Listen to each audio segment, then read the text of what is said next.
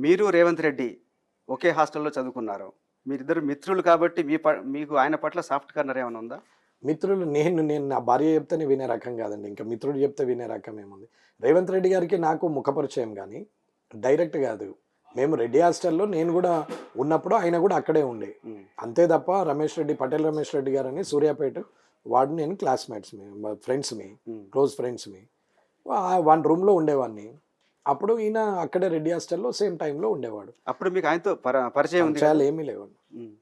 పరిచయాలు లేవు. ఆయన నిన్న అన్నాడు రెడ్డి హాస్టల్‌లో మేము మిత్రులేమే అన్నాడు. అంటే మిత్రులు మీరంతా మీ ముగ్గురు పేర్లు చెప్పాడు. మేమంతా మిత్రులమని చెప్పాడు. మనం ఒక్కసారి మాట్లాడితే మిత్రులం కాదదండి. మీ ఆర్‌టీవీకి నేను ఇంటర్వ్యూకి వచ్చినా మీరు యాంకర్‌గా మాట్లాడుతున్నారు. జర్నలిస్ట్‌గా మాట్లాడుతున్నారు. మీకు నాకు మిత్రుత్వం ఎక్కడిదండి? మిత్రుత్వం లేదు, శత్రుత్వం లేదు. ఒక్కసారి మాట్లాడినంత మాత్రాన మిత్రులు గారు. మిత్రులంటే కష్టకాలంలో కూడా వెన్నంటి ఉండి, హ్మ్. ఆ ఇబ్బందులలో ఆపద కాలంలో కూడా పక్కనే నిలబడ్డటువంటి వాడు మిత్రుడు. అంటే కొన్ని సంవత్సరాలు కలిసి చదువుకున్నారు గదా! ఒక్కసారే కలిసారా? ఎక్కడ చాలా సందర్భాల్లో హాస్టల్‌లో ఉన్నాం. కలిసి హ్మ్. చదువుకున్నది ఏం లేదు. ఆ రెడ్డి హాస్టల్, ఆర్‌బీఆర్‌ఆర్ హాస్టల్‌లో ఉన్నాను. హ్మ్. కాచిగూడలో. అంతే తప్ప ఏం లేదు. హ్మ్. ఎట్లా ఉండేవాడు రేవంత్ రెడ్డి అప్పుడు? ఇంతే అగ్రెసివ్‌గా ఉండి ఇప్పుడే అట్లనే పరిచయమే మాట్లాడేవాడా అప్పుడు? లేదని చెప్తున్నాను గదా! హ్మ్. మా ఇద్దరికీ ఏం పరిచయం లేదు డైరెక్ట్‌గా. ఒక్కసారి గూడా ఎప్పుడు కలవలేదు.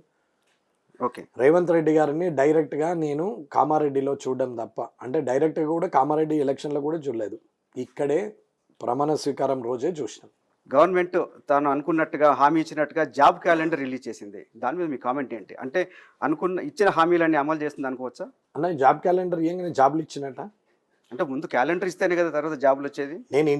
మీరు నన్ను ఇంటర్వ్యూకి ఆర్‌టీవీకి పిలిచినంత మాత్రాన నా స్టేజ్ పెరిగినట్టా? స్టేటస్ పెరిగినట్టా? రాజకీయ నాయకులలో అందరికన్నా ఉన్నతమైన పదవిలో ఉన్నట్టా?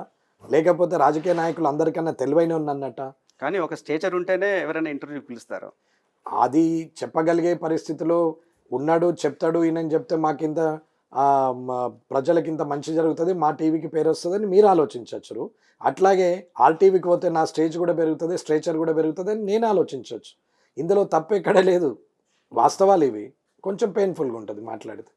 ఆ జాబ్ క్యాలెండర్ రిలీజ్ చేయంగానే జాబ్‌లు ఇచ్చినట్టయితే, జీతాలు ఎన్నడైతే జాబ్ వస్తదో, ఎన్నడైతే మొదటి నెల జీతం తీసుకుంటారో, ఆ రోజు నుంచే జాబ్ లెక్క. కానీ మొదటి మెట్టయితే ఎక్కినట్టే గదా!